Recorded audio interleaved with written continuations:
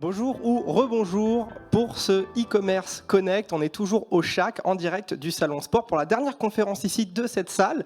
Cette conférence, c'est avec Michael Priol, président fondateur de netleaking.fr. Bonjour. Bonjour, bienvenue à tout le monde. Alors, on va parler, le titre est quand même sexy, 1000 à 10 000 visiteurs par jour. Comment on passe de 1000 à 10 000 visiteurs grâce au SEO en seulement un an? Tout à fait. Un petit teasing. Un petit teasing, mais je vais très vite répondre. Ok, incroyable. Écoutez, de toute façon, vous savez comment ça marche maintenant. De toute façon, pour ceux qui sont là depuis le début de la journée, vous pourrez poser vos questions juste à la fin. Pour vous qui êtes chez vous, il y a toujours le chat. Vous pouvez toujours interagir aussi si vous avez des questions à poser à Michael. En tout cas, de 1000 à 10 000 visiteurs par jour grâce au SEO. Michael. Alors, rebonjour à tous, bonjour à ceux qui sont en ligne. Pour vous montrer comment le SEO peut apporter un vrai levier à votre site e-commerce, on va partir sur des études de cas et ça va me permettre de vous expliquer les fondamentaux du SEO et voire même d'aller dans des choses un peu plus techniques et moins connues. Je vais m'appuyer entre autres sur un e-commerçant que j'aime beaucoup, France Minéraux, qui est devenu en quelques années, grâce entre autres, et pas que, bien sûr, il y a tout son talent, le leader français de la lithothérapie et des fournitures pour les bijoutiers. Alors ici, on a la courbe de son analytique, on a commencé à ce moment-là avec lui, tout le monde aimerait avoir une belle croissance comme ça et je vais justement vous raconter comment on fait. Regardons un peu le passé. On a d'abord une première période, son site stagnait, 1000 visiteurs par jour, pour un petit commerçant c'est très correct, mais le site bloquait. On a commencé à travailler avec lui et nous sommes arrivés, alors là on n'est pas en un an, et à un an on est à 10 000 visiteurs par jour. Voilà, et je vais vous expliquer au long de cette présentation, de cet atelier, comment nous avons fait pour l'aider à développer la visibilité de son site. Alors là on est sur un petit e-commerçant, mais le type de stratégie que l'on va pouvoir mettre en place sur du SEO fonctionne également. Alors pardon, je me suis un peu aventuré à aller trop vite. Profitons de cette courbe analytique pour regarder quelques événements particuliers. On voit tous les ans un pic à la période de Noël. Alors, ce n'est pas des commandes avant Noël, c'est les gens qui ont reçu un bouquin sur la lithothérapie à Noël, ou qui vont se renseigner, ou qu'on en parlait dans le repas de famille, et donc qui vont regarder ces pics. Voilà, donc c'était une petite anecdote intéressante. Donc là, c'est pas un trafic qualifié, ça dépense, ça génère pas forcément des commandes en plus. Et ici, on voit un creux, c'est ce qu'ils ont perdu avec le Covid. Voilà, c'est une petite parenthèse pour illustrer les courbes et les analyser. Je vous disais, ça fonctionne avec des e-commerçants de toute taille, mais aussi avec des sites de beaucoup plus grosse envergure. Il y a quelques mois, enfin en fin d'année 2021, j'intervenais au salon du voyage, du tourisme, et puis le ministère du Tourisme de la République dominicaine est venu me voir en me disant « Waouh, on a des offices de tourisme dans 36 pays, on n'a jamais vu un prestataire qui peut proposer ce que vous faites ». Voilà où en était leur site. Il y avait plutôt une décroissance, et puis ils m'ont confié la mission avec un objectif. Ils veulent devenir la première destination touristique long courrier pour les voyageurs d'Europe. Et voilà ce qui s'est passé, ce qui est en train de se passer en termes d'évolution de trafic. Donc on est aussi sur des choses très intéressantes. Ici, on travaille avec eux à l'international. Donc effectivement, il y a le marché français. On voit ici qu'on est passé de 7 000 à 40 000 visiteurs en quelques mois. Le marché allemand de 6 000 à 27 000, bien sûr les États-Unis, mais ce n'était pas notre marché cible. Et si on regarde par exemple un pays comme l'Italie, qu'on n'a pas travaillé, on voit que la croissance est plus faible. Alors l'ensemble de la croissance booste tout le site, mais les destinations, donc on a des capacités de travailler également sur l'international. Voilà, donc deux petits exemples pour vous faire un teasing et vous montrer que le SEO peut être un sacré levier pour votre site. Et maintenant, je vais vous expliquer comment on fait, comment ça fonctionne. Tout d'abord, on va partir sur les fondamentaux. Comment fonctionne Google? Pourquoi Google? Bon, c'est un peu la même chose pour les autres moteurs de recherche, mais c'est 97% de part de marché. Google, c'est une formule mathématique très complexe, que personne ne connaît dans les détails, voire même qui est améliorée par des algorithmes. Tout simplement, Google va donner une note de pertinence à votre contenu. Et cette note de pertinence, il va la multiplier à une note de popularité. Voilà, vous avez un bon contenu, il est populaire, vous allez remonter dans les résultats du moteur de recherche par rapport à votre requête. Maintenant, tout est une question de comprendre qu'est-ce que la pertinence et qu'est-ce que la popularité. Alors vous m'excusez, je vais vous faire un peu peur. Il y a des formules. Je vais vous expliquer très simplement. Alors, c'est les formules anciennes versions vraiment sur les notions de base, c'est pas les fins fonds de l'algorithme. TF, IDF, en anglais, c'est Term Frequency, Inverse Document Frequency. Tout simplement, qu'est-ce que ça va mesurer? Ça va mesurer la pertinence lexicale d'un mot par rapport à un document. Donc c'est le nombre de fois où le mot va être répété dans le document, term frequency, multiplié par le logarithme, il ne faut pas en avoir peur, c'est juste pour écraser les nombres avec beaucoup de virgules, fois le nombre de pages du web divisé par le nombre de documents qui utilisent ce terme. En fait, plus un mot est rare dans l'ensemble du web, et on le trouve souvent dans votre page, plus de votre page a de chances d'être pertinente pour ce mot-clé. Voilà, tout simplement. C'est-à-dire que plus votre page parle d'un vocabulaire qui est rare, alors ce n'est pas le fait de citer des mots rares dans la page, il faut que la page ait un environnement sémantique, un champ lexical qui soit cohérent autour de ce mot-clé, plus votre note de pertinence sera importante et mieux vous aurez tendance à vous positionner. Mais il y a des milliards et des milliards de pages sur le web. Pour pouvoir adapter les résultats et classer tout un tas de pages, la partie importante, c'est la note de popularité. Et là, c'est ce qui a fait la fortune de Google, c'est l'algorithme du PageRank. Le PageRank, tout simplement, ça calcule la probabilité d'arriver sur une page en suivant aléatoirement les liens sur Internet. Il y a des milliards et des milliards de pages, on part de n'importe où, on suit des liens au hasard en se baladant, il y a une probabilité de tomber sur chaque page. Et c'est ça que calcule le PageRank. Donc plus la probabilité est forte, plus il y a de chances de tomber sur cette page, et donc vous serez plus populaire aux yeux de Google. Une fois qu'on a compris ces concepts, on va pouvoir adapter nos actions pour apporter de l'efficacité et nourrir Google avec ce qu'il souhaite. On va commencer par parler un peu de contenu. Là aussi, j'ai fortement simplifié pour rendre compréhensible. On va imaginer que notre vocabulaire se limite à uniquement 3 termes. Poisson, chat, chien. Un document, voilà, va utiliser des termes. Il va être dans un repère, j'ai 3 fois chat, 2 fois chien, et donc je positionne mon document dans ce repère. Donc c'est un repère qui a autant de dimensions que de mots-clés. C'est pour ça que j'en ai mis que 3, parce que si je vous avais mis des millions de mots, on n'y verrait rien et on ne comprendrait rien. Mais pour un ordinateur, ce n'est pas un problème. Je mets un autre document, 4 fois poisson et 1 fois chat, il est ici. Et quand on tape une requête dans Google, finalement, c'est un mini-document, c'est un texte aussi, la question que l'on pose à Google. Donc imaginons que ma requête, c'est chat, chat, poisson, chat.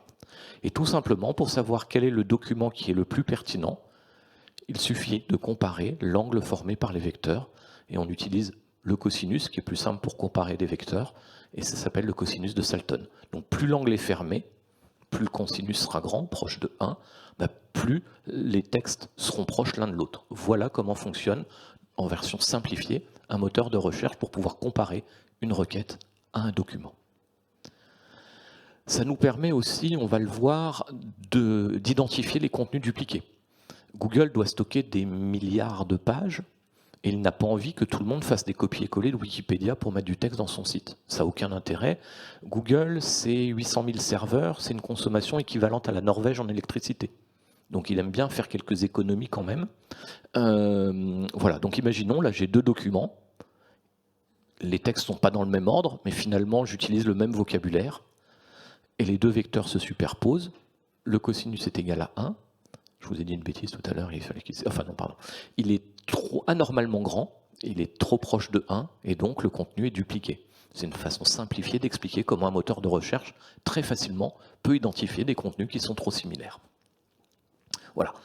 Petite étude de cas, voilà, donc sur les huskies de Sibérie, on a d'un côté la page de Wikipédia qui est ici, et puis pets.ch qui a exactement copié mot pour mot le contenu. Qu'est-ce qui se passe? Donc Wikipédia fait du trafic sur les huskies de Sibérie, remonte sur plein de mots-clés, exactement le même contenu dans un autre site, absolument invisible. Google a détecté que la paternité était ici. Pas parce que c'est eux qui l'ont mis en premier, tout simplement parce qu'ils sont plus populaires. Donc si quelqu'un vous vole votre contenu, que vous avez super bien écrit et que vous avez mis dans un site qui n'est pas populaire et le met dans un site beaucoup plus populaire, c'est lui qui vous prendra votre paternité. Ah oui, vous faites des gros yeux, c'est dégueulasse, mais c'est comme ça. C'est beaucoup plus simple pour Google de faire comme ça. Dans 99% des cas, c'est la réalité, c'est-à-dire c'est le site le plus populaire qui n'est pas un voleur, et à l'inverse, mais à vous d'être vigilant sur les droits d'auteur et des choses comme ça. Voilà. Pour considérer qu'on est sur du contenu dupliqué, 70% à peu près du contenu au-dessus, on est sur du contenu dupliqué, en dessous, ça passe. Le contenu, je vous ai parlé tout à l'heure juste du mot à mot, c'est-à-dire qu'on compte voilà, combien de fois il y a husky de Sibérie dans ma page. Ça, c'est vraiment old school, hein, c'est AltaVista, Lycos pour les plus vieux dans la salle. Maintenant, on parle de champ sémantique, c'est-à-dire que Google, pour parler du husky de Sibérie, il va s'attendre à trouver chien, à trouver traîneau, et tout un tas de yeux bleus peut-être, ou les yeux pairs, parce que je crois qu'ils n'ont pas les yeux de la même couleur. Voilà. Et donc, on peut aussi calculer des scores d'optimisation du contenu avec certains outils. Et ici, on va voir, j'ai les positions dans Google, et j'ai le score d'optimisation, et on voit que plus je suis haut dans Google, plus mon score d'optimisation est fort sur ma requête. Donc il y a vraiment cette notion de score de qualité de contenu dont je vous parlais tout au début, qui se prouve avec des études faites sur du big data. Là, sur cette étude-là, on est sur 12 millions de sites ou quelque chose comme ça pour pouvoir sortir cette data. Donc il y a d'autres outils, ici c'est Your Text Guru, qui vont pouvoir nous dire, voilà, je veux monter sur RC Pro, voici le vocabulaire que Google s'attend à retrouver et dans quelle proportion. Donc tout le vocabulaire n'a pas autant d'importance, plus il est sur la gauche, plus il est important. Et voilà, on devrait être dans le vert. En dessous, c'est pas assez, au-dessus, c'est trop. Et ils arrivent à calculer un score d'optimisation SEO et un score de danger SEO, puisque de répéter 50 fois husky de Sibérie dans ma page, c'est pas ça qui fait que j'ai le meilleur contenu. C'est parce que je vais parler de tout un tas de choses autour des huskies de Sibérie. Ou ici, RC Pro, assurance, responsabilité civile, professionnelle, entreprise, activité, dommage, contrat, exploitation, client, risque, garantie, et ainsi de suite. Voilà, c'est le vocabulaire que le moteur de recherche s'attend à trouver dans une page qui parle correctement de la RC Pro. À partir du moment où on a compris qu'il fallait mettre le bon vocabulaire dans une page, on va améliorer son score et donc ses positions dans Google. Alors, je vous rassure tout de suite, le moteur fonctionne bien, c'est-à-dire qu'un contenu qui est bien écrit, riche en vocabulaire et avec du vocabulaire de qualité, aura un bon score et montera. Ce n'est pas du truffage de mots-clés. Maintenant, la suroptimisation, donc ça c'est un de mes consultants, Mathieu, qui est en haut, qui avait demandé à son client, on est aussi dans le domaine de l'assurance, quand il avait analysé le contenu, on avait vraiment un gros problème de suroptimisation. Il lui a dit, écoutez, il faudrait me désoptimiser un peu ça. Voilà ce qui s'est passé quasiment du jour au lendemain. Donc il y a encore du boulot de désoptimisation, on est encore très haut, mais du jour au lendemain, il est passé de 30e dans sa requête d'assurance à 10e, en désoptimisant son contenu. On a l'intention, on en fait beaucoup trop, je vous en reparlerai tout à l'heure, on essaie d'avoir les contenus les plus gros, le plus de contenu, on remet du contenu, et il y a un moment où ça devient contre-productif, et ça peut même faire descendre votre site. La taille idéale des mots, alors on va aller un peu vite, là on est sur des grosses généralités, études sur l'ensemble des pages du web, là on est dans les 10 premiers résultats, la moyenne c'est 1447 mots. Sur les contenus de blog, on va être plutôt sur 1900 mots. C'est une moyenne, c'est pas celui qui a le plus gros qui se positionne, mais simplement, un grand contenu va avoir tendance à aborder le sujet correctement et dans son entièreté, et donc aura une richesse sémantique plus intéressante et se positionnera mieux. Voilà. On va maintenant essayer d'aller un peu plus loin dans l'analyse avec ces débuts de notions, et on va aller comparer sur la requête estimation appartement, qu'est-ce qui se passe. Alors ici, j'utilise un outil SEO Observer qui a un competition checker et j'ai rajouté ici la data de contenu qu'ils ne proposent pas chez eux pour essayer de comprendre, voilà, j'ai ma requête estimation appartement, j'ai les 10 premiers, pourquoi j'ai cet ordre de classement. Donc, on le verra tout à l'heure quand on va parler des liens et de la popularité des pages, ça sera la deuxième partie de mon atelier. Ici, on a le trust flow, je vous expliquerai plus tout à l'heure, c'est l'autorité de la page et la puissance finalement des liens. Ici, donc ça c'est au niveau de la page, et là, referring domain, c'est le nombre de sites différents qui font des liens vers la page, on verra que c'est un facteur important. Le root domain, c'est le site dans son ensemble, pareil, sa popularité et son autorité, et puis le nombre de sites qui font des liens, ici le nombre de mots-clés sur lesquels ils se positionnent et le trafic qu'ils ont. Donc, en théorie, c'est celui qui a le meilleur contenu qui devrait se positionner le premier. Ce n'est pas le cas, ils sont troisième. Après, je vous ai dit qu'il y a la popularité, je vous l'expliquerai plus en détail tout à l'heure. Donc les liens, le netlinking, va impacter énormément ce classement.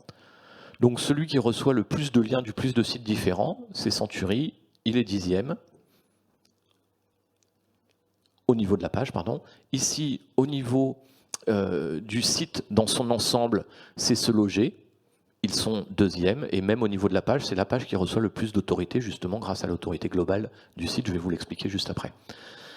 Non, ceux qui sont premiers, c'est Efficity. Pourquoi ils sont premiers? Tout simplement parce qu'ils répondent à l'intention de l'internaute. Là, je vous ai mis la page de recherche de Google sur estimation appartement.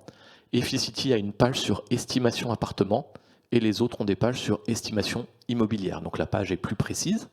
Et puis, elle répond vraiment. C'est-à-dire que quand on recherche une estimation d'appartement, on ne veut pas un contenu de 1900 mots qui nous explique comment on fait une estimation d'appartement avec un mètre ruban et une calculatrice. Ce qu'on veut, c'est un outil où je mets l'adresse de mon appartement et que ça va me donner des exemples de résultats. Voilà, donc il faut adapter. Vous êtes e-commerçant, dans votre page de produits, Google s'attend à trouver des produits. Il ne s'attend pas à une explication de 4000 mots sur comment on pédale avec un vélo électrique. Voilà, donc, et on voit, alors, ils ont peut-être un petit peu abusé, je vous ai mis en violet à chaque fois le nombre de fois on retrouve appartement, et ils n'ont que ça comme texte réellement particulier. Donc l'intention de la SERP est vraiment importante pour pouvoir se positionner. Ce n'est pas à prendre pour argent comptant, ce que je vous montrais tout à l'heure, des contenus qui sont grands, il faut s'adapter à ce que l'internaute peut chercher. La longueur des titres de la page. Ici, on voit que des titres qui sont courts vont tendance à générer moins de trafic que des titres qui sont longs, avec une longueur idéale entre 10 et 13 mots. Alors, ça ne veut pas dire que parce que votre titre fait 10 à 13 mots, vous allez générer du trafic, mais statistiquement, quand on regarde l'ensemble des pages, on se rend compte que ce sont ces titres-là qui vont générer le plus de vues, qui vont être le plus partagés et qui vont recevoir le plus de liens. Le type de titre, les listes, voilà, les 10 meilleures chaises pour salle de conférence, aura tendance à générer plus de trafic que quelle est la meilleure chaise pour une salle de conférence. La taille des contenus, on en a parlé tout à l'heure. Donc là, on est sur les articles de blog, pas sur l'ensemble des contenus. Donc on voit effectivement, plus les contenus sont longs, plus ils ont tendance à générer des visiteurs. Maintenant, est-ce qu'il vaut mieux un article de 6000 mots ou 2 articles ou 3 articles de 1500 mots ou de 2000 mots? Voilà, donc ça c'est votre stratégie. Est-ce que vous voulez la page qui écrase tout le monde? Dans ces cas-là, autant faire 7000 mots. Ou est-ce que vous préférez multiplier les pages en évitant la redondance? On en parlera tout à l'heure. Par contre, on voit ici que ça ne change pas grand-chose de passer de 2000 à 3000 mots. Et pareil pour les partages et le maillage qui en est fait. Voilà. L'organisation de vos contenus, de mettre des titres et des sous-titres et des sous-sous-titres, 80% des contenus les moins performants n'ont pas de titre H2, 20% des contenus les moins performants ont des titres H2, et à l'inverse, 80% des contenus les plus performants ont des titres H2, H3 ou H4, voire même 56% des contenus les plus performants, c'est-à-dire les 20% qui génèrent le plus de trafic, ont une structuration avec des titres H2, H3, H4. Voilà, donc important de structurer, d'organiser son contenu. Ça permet au moteur de recherche de comprendre votre contenu. Le nombre de listes, les listes à puces donnent un bénéfice aux pages. Ça permet, voilà, je développe des idées, elles sont structurées et organisées. Les contenus enrichis, pas d'images, des images. Plus j'ai d'images, plus je fais de trafic. Alors le but, c'est pas de faire une page avec plein d'images. Statistiquement, on s'est rendu compte que les pages qui ont plus d'images, on parle des contenus de blog, se positionnent mieux. Pourquoi? Parce que généralement, c'est aussi les plus grands contenus, et avec des illustrations régulières et une structuration de contenu. C'est tout un ensemble. Les vidéos, oui, il y a un petit bonus, mais après, de mettre 1 à 7 vidéos, ça ne change rien. Voilà. Donc, on va revenir à notre étude de cas, France Minéraux. Voilà comment ils se sont développés. Ils sont démarrés en 2016. En 2017, leur site faisait 40 pages stratégiques et 800 produits. En 2018, 60 pages, 1200 pages. Et ils ont commencé le netlinking. C'est la réponse à la question comment ils ont fait pour grimper tout à l'heure. Et puis ça leur a permis de se développer, de devenir leader sur le marché, de s'étendre en Angleterre et en Espagne, de créer leurs propres locaux, et puis maintenant d'attaquer l'Italie et l'Allemagne également. Et ils ont même édité des livres sur le sujet, donc c'est une belle petite success story, ce que j'aime bien partager dans certaines conférences. Ça nous amène justement sur cette notion, le netlinking, la puissance des liens, en quoi ça aide votre positionnement. Alors là, on a une étude qui finalement donc, a regardé les pages et combien il y en avait qui recevaient des liens ou pas.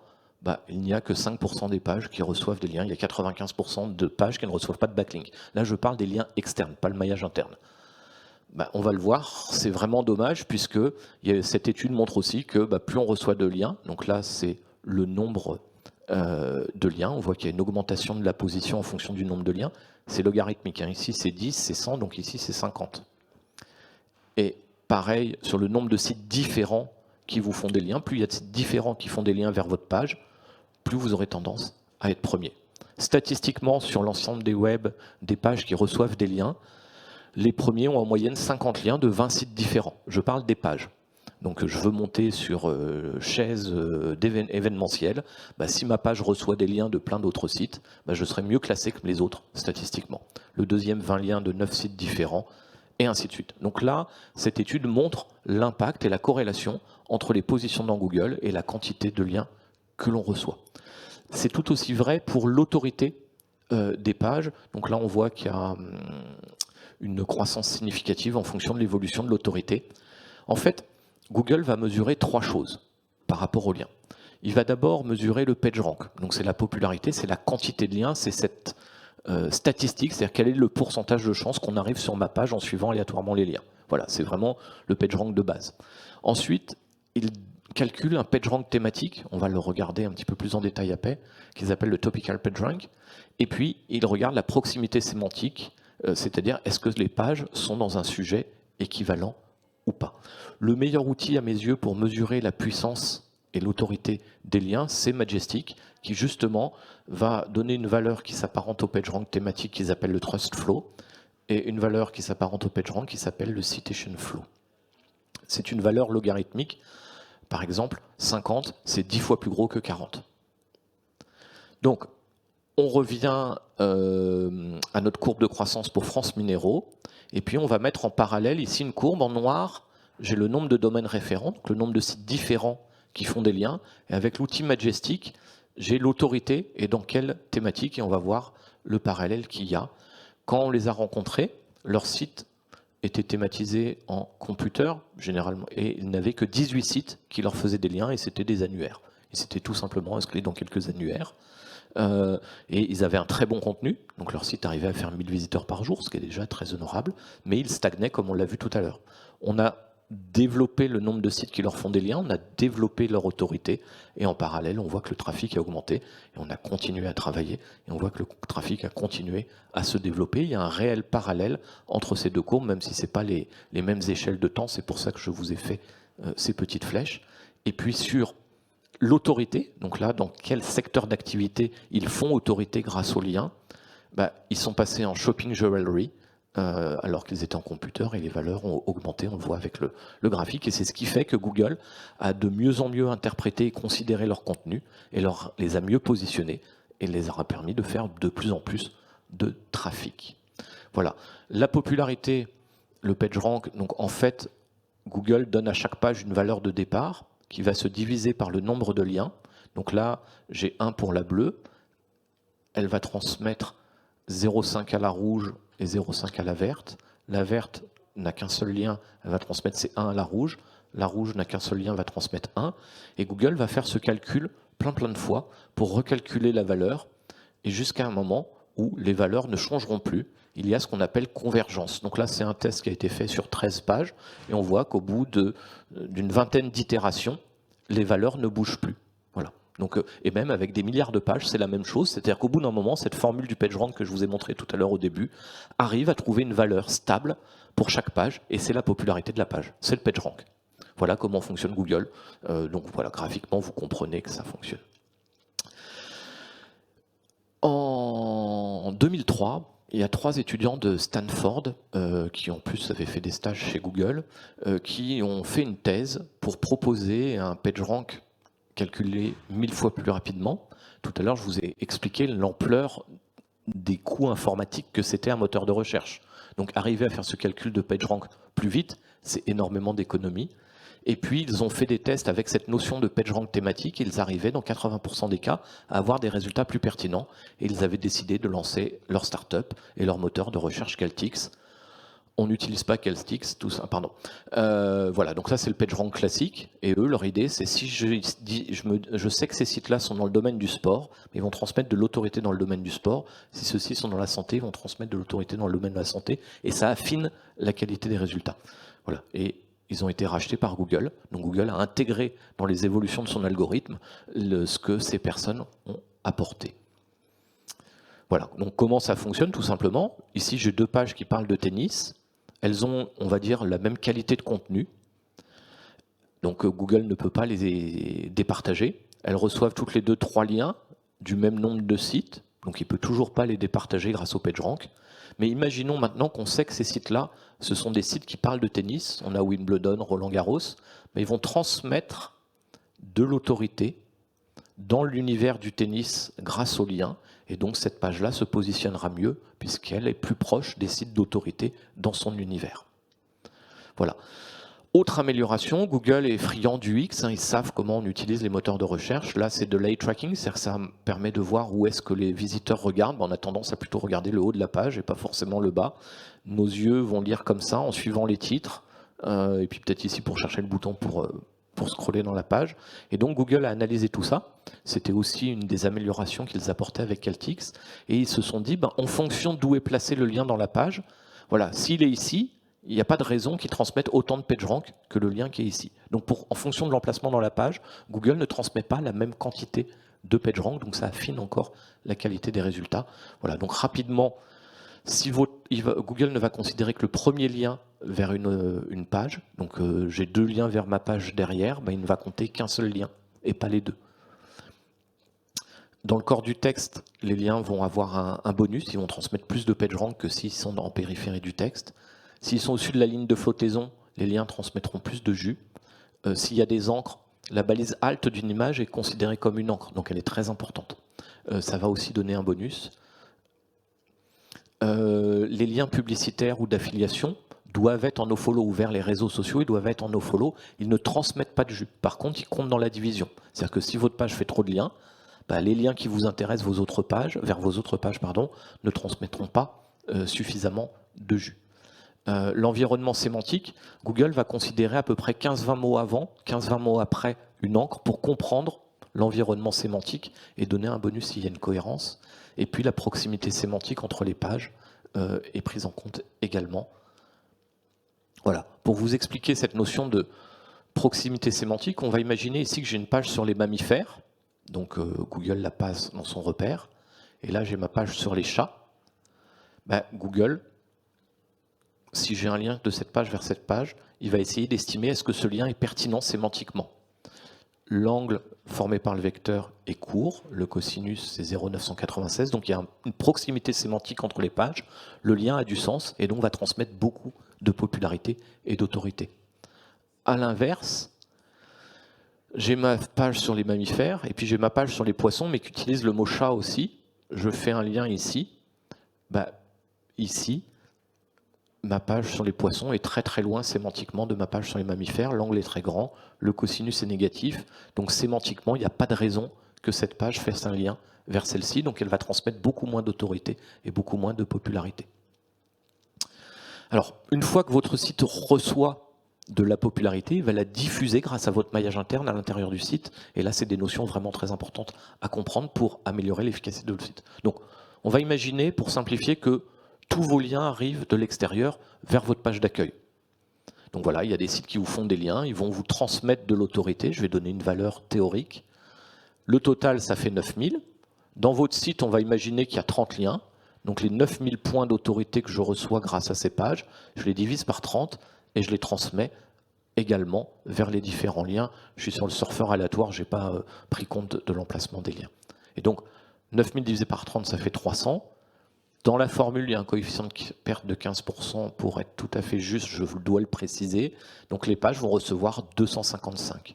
Et puis, si cette page qui fait 24 liens fait un lien vers une autre page, donc une page de niveau 2, je suis sur ma page d'accueil, niveau 1, niveau 2, là, elle va avoir 9 points d'autorité. A l'inverse, si pour atteindre cette page-là, il faut que j'aille dans une catégorie et puis qu'elle est enfouie dans la 4e page de ma catégorie, il faut que là je ne la vois pas, je dois cliquer ici avec la navigation, je suis ici, je peux enfin cliquer, il ne me reste plus que ça comme jus. 10 millions de fois plus faible en étant à 4 clics qu'à 2 clics dans un site qui divise entre 30 et 56 le nombre de pages. Donc, vous avez intérêt à structurer, organiser votre contenu pour éviter de la profondeur. Ça, c'est de la théorie, je vais vous le montrer dans de l'exemple. Voilà. Par contre, ici, on est 10 000 fois plus puissant. Donc, je prends un exemple, le journal du net, j'ai pris la home page, une page catégorie, un article qui est directement accessible dans la page catégorie et un autre article qui est accessible depuis cet article, donc qui est à 3 clics de la page d'accueil. Avec Majestic, j'ai été regarder les valeurs de chacune de ces pages. Donc, je vous ai dit tout à l'heure, c'est logarithmique. 10, c'est 10 fois plus faible que 20. Donc 20, c'est égal à 100, 21, 200, 22, 300, 23, 400, 40, 10 000, 41, 20 000, 60, 1 million, 67, 8 millions. Faites-moi confiance. Et donc, ici, ma page d'accueil, qui a une puissance de jus de 8 millions, fait 333 liens vers cette page-là. Donc, on va voir qu'est-ce qu'elle lui transmet. Donc, je fais 8 millions divisé par 333, mes 15% de perte, ça fait 20 420. Vous voyez, on est dans le même ordre de grandeur. Et donc, ça veut dire que cette page-là, j'avais 8 millions sur ma page d'accueil, elle n'a que 10 d'autorité. Donc à un contenu équivalent, si celle-ci est en compétition avec celle-ci, elle se placera mieux. Voilà. Cette perte de jus avec voilà, donc là c'est un client qui m'a demandé un jour, je comprends pas, ma page marchait super bien, et puis elle est descendue, et maintenant j'ai plus personne qui vient la voir. Petit indice, regardez l'URL, alors j'ai pas mis, par respect pour le client, le nom de son site. Qu'est-ce qui se passe? C'est qu'en fait c'est à cause de ça. C'est-à-dire que quand son contenu était récent dans son site, il était proche de la page d'accueil, il recevait énormément d'autorité. Et puis avec ce système de blog et de date et machin, il est parti de plus en plus loin. Il avait de moins en moins de mots-clés qui se positionnaient, de moins en moins de trafic. C'était une page stratégique pour son site. C'est des dizaines de milliers d'euros de chiffre d'affaires perdus à cause de ça et de ça. Il y a une étude qui a été faite par WebRank Info, où ils ont été voir sur 118 millions de pages sur 17 000 sites. Et en fait, on voit que le trafic est majoritairement sur les pages de 1, 2 à 3 clics de la page d'accueil. Donc 50% du trafic d'un site, c'est la home page et les pages à 1 clic. 95%, c'est la home page et ses pages à 3 clics. Voilà, donc c'est vraiment fondamental. Essayez au maximum 3 clics par page. Juste avant, il y avait Rakuten. Eux, OK, ils ont besoin d'avoir 4 clics. Mais sur des sites e-commerce, normalement à 3 clics, vous devez pouvoir y arriver. Là, j'ai fait un crawl, donc on a le site qui est ici au milieu. Et puis ça c'est et on a des pages qui sont très très loin. Grosso modo sur ce site-là, ces pages-là vont avoir du trafic et toutes celles-là vont pas avoir de trafic. C'est un peu dommage. Donc maintenant qu'on a compris tout ça, comment on doit organiser son site pour qu'il soit efficace, le mieux c'est les clusters sémantiques. Je pars de ma page d'accueil, j'ai différents univers. Imaginons je fais de la décoration, je vais avoir le mobilier, le papier peint et puis les parquets. Je vais en parler un petit peu sur ma page d'accueil. Je vais envoyer vers des pages piliers qui peuvent être vos catégories dans du e-commerce et qui vont elles-mêmes envoyer en prolongeant les idées. Donc ici, je ne vais parler que de mobilier.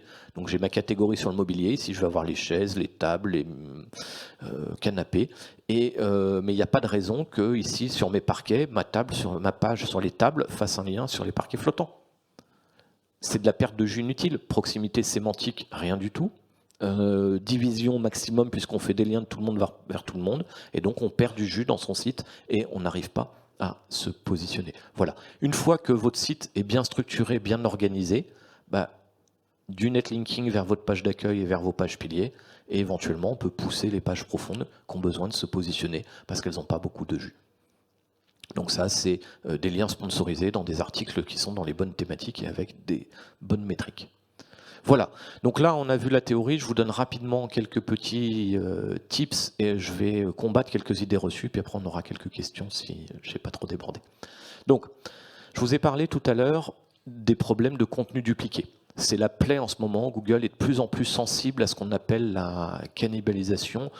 Si c'est un sujet qui vous intéresse, Annie qui est ici dans la salle avait fait une conférence sur le sujet au SEO Camp qui a été filmée. Voilà, donc en fait, la cannibalisation, c'est le contenu dupliqué à l'intérieur du site. Google ne veut pas qu'on lui répète 50 fois la même page. Donc là, j'ai pris la requête assurance animaux avec le même competition checker de tout à l'heure. Et puis, j'adore comparer le lynx et les furets parce que ils sont quasiment identiques. Là, on va mettre tout comme ça. Donc, le trust flow, la pertinence, bon, ok, le lynx est plus fort, donc normalement il devrait être plus haut. Le nombre de domaines référents, ils sont à 20, ils sont 18, ok, je suis d'accord. Sur la popularité du site, le lynx a plus de domaines référents, a plus d'autorité, il devrait être au-dessus, ils ont plus de mots-clés, ils ont plus de trafic, il devrait être au-dessus. Donc le classement, normalement, c'est le lynx qui devrait être deuxième, et puis en termes de qualité de score de contenu, ils sont même meilleurs, et ils ont moins de danger, donc ils devraient être deuxième, et les furets, troisième. Pourquoi on n'a pas ça? Tout simplement parce que par le passé, le lynx était deuxième, donc c'était normal. Ils ont même été premiers avant, mais ils ont rajouté énormément de contenu. Donc ici, il nous parle de assurance chien-chat de compagnie, assurance chien-chat domestique. Tout ça, c'est des pages qui vont parler de la même chose finalement, qui vont avoir le même vocabulaire. Et Google, pour éviter que des sites se paraphrasent et mettent du contenu pour mettre du contenu, va déclasser les pages. C'est ce qu'on appelle la cannibalisation. Donc là, toutes ces pages se cannibalisent. Google hésite, il ne sait pas laquelle faire monter entre la orange et la bleue. Et donc il hésite, et donc il les a toutes déclassées. Et c'est la plaie, et Google est de plus en plus sensible à ça. Donc on rencontre énormément de clients qui viennent nous voir, je ne comprends pas, je descends. J'ai rajouté plein de contenu. D'ailleurs, France Minéraux, on l'avait emmené premier sur lithothérapie, il a bien tenu, mais il a rajouté de plus en plus de contenu dans son site, et maintenant il a des problèmes de cannibalisation, donc il perd quelques pages, et il faut faire de plus en plus de liens pour compenser cette cannibalisation. Voilà, donc penser, réfléchir à la structuration de son site, voir quels sont les contenus qu'il faut prioriser. Il y a tout un tas de techniques pour améliorer ça, mais surtout bien penser, réfléchir, structurer. Alors, une autre plaie en ce moment, c'est le spam et le vol d'images. Donc là, on a un site, on voit l'augmentation de son nombre de domaines référents. Alors, c'est pas que c'est des super clients chez Netlinking et qu'ils ont acheté en quelques mois des liens de 4000 sites, c'est que tout simplement, il y a des blogspots qui leur prennent leur contenu pour éviter d'acheter des droits, et même ils les hébergent même pas, c'est-à-dire qu'ils mettent juste un lien pour dire « Ah, vous voulez voir la photo dans mon article, allez sur ce site ». Et donc, ce site-là se retrouve à héberger les photos de 4000 sites. Et qu'est-ce qui se passe? Déjà, si on va voir ces images, alors j'ai cliqué 2 fois sur la même, la première fois ça m'a envoyé ici, la deuxième fois ici. Ne cliquez surtout pas ici, et encore moins ici, puisque là vous avez tout gagné, votre ordinateur est infecté, même si on a l'impression que c'est un vrai truc. Et surtout, ça va ralentir le serveur. Là, ce site-là a un serveur qui est sous-dimensionné. Comme il y a 4000 sites qui hébergent leurs images sur le serveur, quand des robots viennent les voir et ainsi de suite, ça sature le serveur, et quand Google vient, les pages sont en erreur 404, et donc, erreur 500, pardon. Et donc, il se positionne de moins en moins sur des mots-clés, puisque les pages ne sont pas disponibles au moment où le moteur de recherche vient. Voilà. Alors, un petit peu ma recette magique. Comment on arrive à être efficace avec des liens et avoir des résultats comme ceux que je vous ai annoncés et que tu promettais en précisant mon titre tout à l'heure. Je prends un site qui parle de dépression. Il n'a pas de métrique. Donc on le rentre dans Netlinking, ça nous propose des champs sémantiques. Notre outil va proposer des sites avec un score de proximité sémantique idéal, et puis on va aller faire donc le netlinking de ce site et on va voir ce qui va se passer. Tout d'abord, je vous ai parlé de l'autorité, du trust flow. Donc science, social science, pour moi c'est la bonne chose pour tout ce qui est de la lutte contre la dépression. Donc on a un site, alors c'est mes sites, je peux faire ce que je veux. Donc là j'ai fait un lien sur la page d'accueil, donc il va transmettre énormément d'autorité. Quand on fait ce lien, hop, il y a un coefficient de perte puisqu'il y a plusieurs liens sur la page, donc ça divise.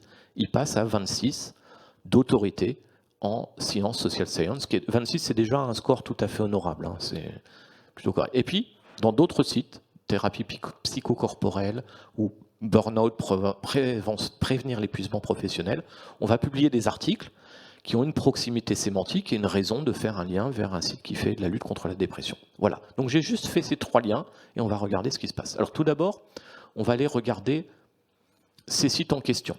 En fait, c'est des tout petits sites. Il a 9 domaines référents. C'est-à-dire ce site-là, il n'y a que 9 sites qui lui font des liens. Il se positionne sur 77 mots-clés. Il a un trafic de 2. C'est peanuts. Pareil pour les autres. Donc voilà, ce sont 3 petits sites. Mais ils ont de l'autorité dans la bonne thématique. Et qu'est-ce qui se passe quand ils font ces liens? Là, on était à 0 domaine référent. On fait le lien pour l'autorité. On voit que le trust flow grimpe. La courbe verte, c'est les mots-clés qui sont positionnés, en bleu le trafic, mais il n'y a pas de trafic. On fait les liens avec les articles thématisés, et boum, on passe à 2,5K visiteurs par mois. Voilà. Alors, c'est une étude de cas, ça ne se passe pas toujours comme ça. Là, l'élément qui est important, c'est qu'en fait, le site était ancien. C'est-à-dire un peu comme le cas de France Minéraux tout à l'heure. Le site existait depuis longtemps avec du contenu, mais il manquait d'autorité et de popularité pour que Google le classe. Et on lui a apporté ce qui lui manquait et il s'est positionné. Voilà. Donc là, l'idée, c'était vraiment de décomposer les différents éléments du netlinking. Et puis, pour finir, alors, à la fois décomposer l'idée du netlinking et aussi de voir que des petits sites qui n'ont pas de trafic ou peu de trafic peuvent apporter quelque chose. Ça n'a pas de corrélation, le trafic et le SEO. Enfin, c'est une résultante, mais ce n'est pas ça qui fait que vos liens vont être efficaces. Ici, on va regarder ce qui se passe quand on prend des liens sur des gros médias. On paye très très cher des articles pour qu'ils parlent de nous. Alors, Le Monde, à ma connaissance, ne vend pas d'articles sponsorisés, mais j'ai pris un exemple de métrique. Donc si je prends la page d'accueil du Monde, il y a 464 liens qui en sortent, et la popularité du Monde, c'est 83 avec Majestic. 83, c'est 400 millions, 80, 100 millions, 83, 400 millions. Voilà, donc je suis sur ma page d'accueil du Monde, ils reçoivent des liens de milliers de sites qui leur apportent une popularité, et j'ai 464 liens qui sortent de cette page, donc 400 millions divisé par 464, ça fait ça, moins 15%, ça fait ça. Je redivise par 450, ça fait ça. Je redivise par 450, ça fait ça. Et puis, j'ai un article ici qui est à 4 clics de ma page d'accueil du Monde. Voilà ce qu'il a comme jus. Et si cet article a la gentillesse de vous faire un lien, voilà ce qu'il vous transmet. On est 10 millions de fois plus faible facilement que, même beaucoup plus, des centaines de millions de fois plus faible, des milliards de fois plus faible. Solution, nous c'est ce qu'on appelle le netlinking de niveau 2. En fait, on va mettre sous perfusion cet article pour transférer du jus. Donc on va prendre des sites qui ont des valeurs, voilà, comme les autres, qui vont transmettre de l'autorité à l'article. Donc là, j'ai 6000, moins 15%, ça fait 5100. 5100, c'est l'équivalent d'un trust flow de 34. Donc c'est assez costaud. C'est vraiment, donc on aurait vraiment envoyé beaucoup de jus vers cette page. C'est 5100 divisé par 450, ça va transmettre 9,6. Donc là, voilà, on est 1 million de fois plus fort avec une stratégie de niveau 2. C'est-à-dire cet article qui était dans le Monde et qui faisait plaisir d'être présent dans le Monde, mais en fait, en termes de SEO, qui rapportait rien du tout en termes de jus, en le mettant sous perfusion avec des liens de niveau 2, il est beaucoup plus puissant. L'équivalent, en fait, c'est comme si, au lieu d'être à niveau 4, je suis 3 fois plus fort qu'un article à niveau 2. Maintenant, on a une autre solution. Plutôt que de faire ces liens vers l'article du Monde, autant les faire directement vers votre page et envoyer les 5000 chez vous. Voilà. Et là, ce serait comme si on était 3 fois plus fort qu'un article qui a un clic de la page d'accueil du Monde. Voilà. Donc, c'est tout un savoir-faire d'arriver à faire les bons liens au bon endroit de la bonne façon. C'est notre métier. J'en ai fini, petit instant promotionnel. Voilà, qu'est-ce que l'on peut apporter pour vous? Donc, dans mon équipe, j'ai des consultants spécialisés en netlinking. Netlinking, c'est une plateforme qui permet d'acheter des liens. On est propriétaire de 10 000 sites thématiques. Donc, mes consultants sont capables de concevoir des stratégies comme ce que je viens de vous montrer. On a également une expertise en termes de contenu puisqu'on prévoit prochainement de lancer notre plateforme jumelle. Je vous remercie, vous avez mes coordonnées ici, si vous voulez, et s'il y a des questions, je suis tout à fait disposé à y répondre. Y a-t-il des questions dans le chat? N'hésitez surtout pas aussi, si vous en avez, on les transmettra.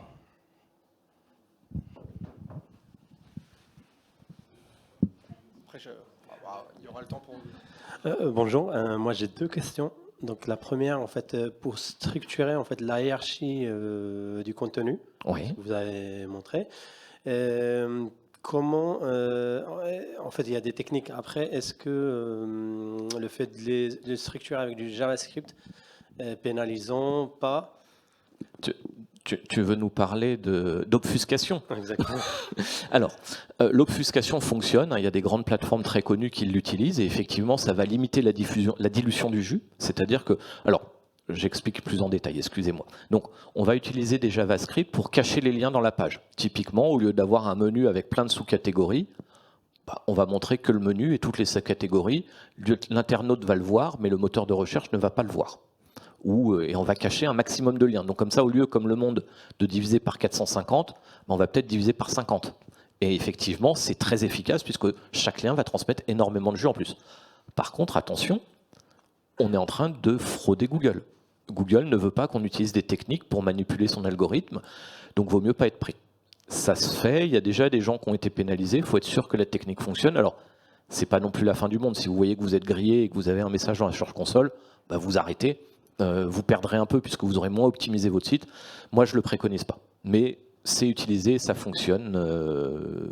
Voilà, j'ai répondu à ta première question. La première question, c'est bon. La deuxième, est-ce qu'il y a un volume de liens à publier par semaine, par mois Alors, il n'y a pas forcément une temporalité, c'est-à-dire que Google pourrait enregistrer à quelle date sont publiés chaque lien, quel est le rythme et tout, mais en fait Google recherche à économiser l'information qu'il va stocker, puisque plus il va prendre de data, vous le voyez vous pour vos serveurs également, plus ça nous coûte cher, donc il prend l'information qui est utile. Maintenant, on ne va pas envoyer trop de liens d'un coup. En fait, tout ce qui va être des anomalies statistiques va alerter Google et va lui dire il se passe quelque chose de bizarre. C'est pour ça que nous, on fait des campagnes de netlinking qu'on étale dans le temps.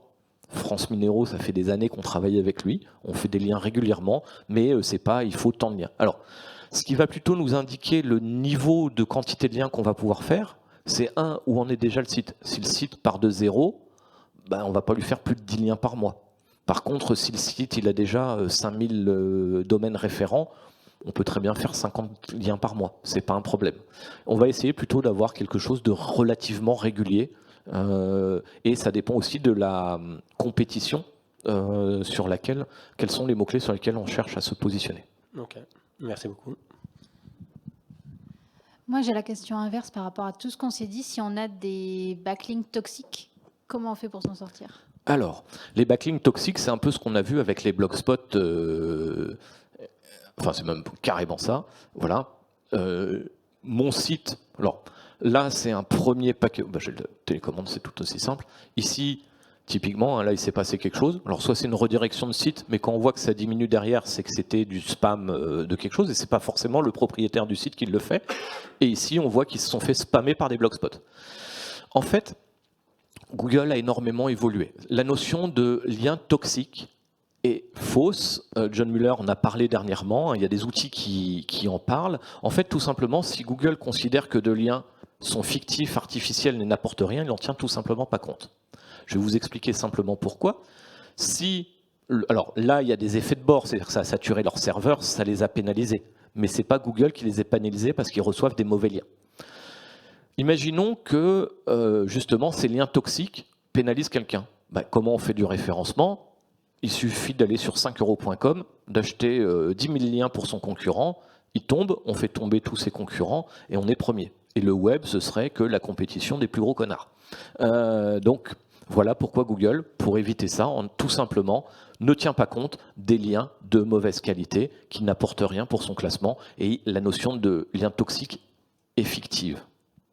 Alors, elle est très répandue, mais n'est pas une réalité algorithmique. Une autre question ? Oui, merci, bravo pour tous ces éléments qui étaient très pertinents.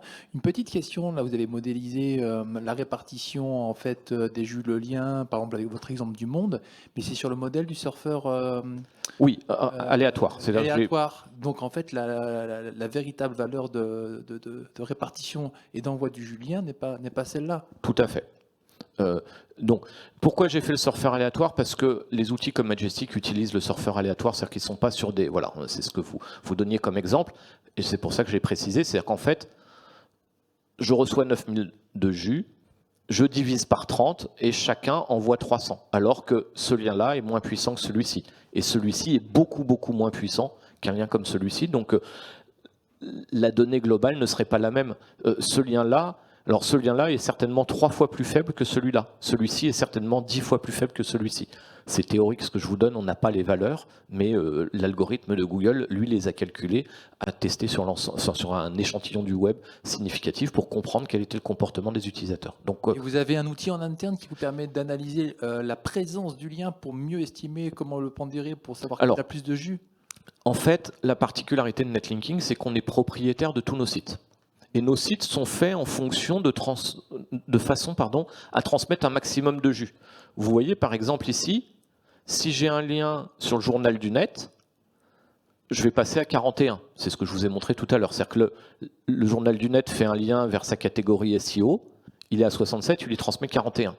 Ici, je suis à 41 dans cette catégorie, je fais un lien vers un article, je transmets 23.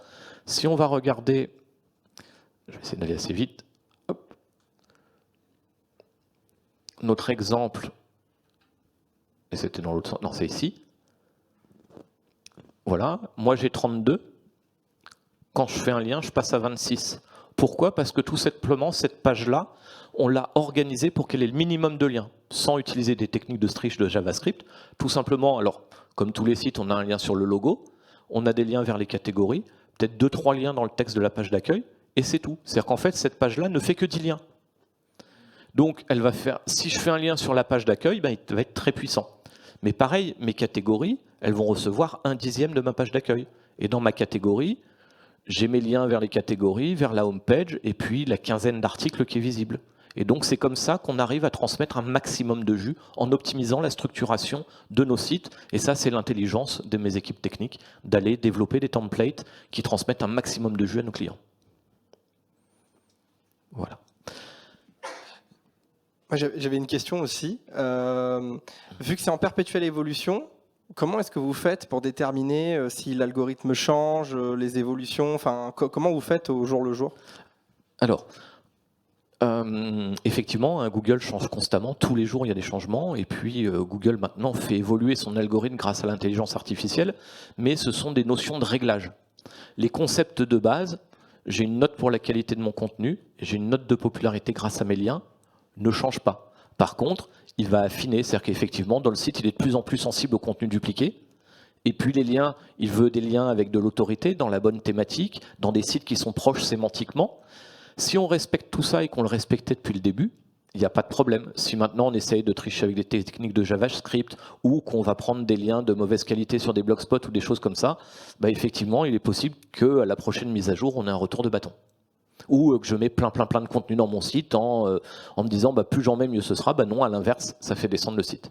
Voilà, donc il y a revenir aux fondamentaux et puis d'analyser. Alors bon, bah, c'est aussi beaucoup de travail de notre part. Hein, j'interviens très souvent, donc, et puis j'ai une équipe de R&D. Donc on est tout le temps en train d'analyser, d'essayer, mais on n'est pas en train de chercher l'astuce du moment qui fonctionne bien. On est plutôt en train d'améliorer notre façon de faire le travail de la bonne façon. Ok, il y a un aspect fondamental, quoi. Oui, tout à fait. Il y a des fondamentaux, comme tu dis, et c'est ce que j'ai commencé à dire tout à l'heure sur le contenu et les liens. Eh bien, écoutez, je pense qu'on a fait un peu le tour de tout ce sujet. Merci beaucoup au président fondateur du coup de Netlinking, Michael Priol. Merci.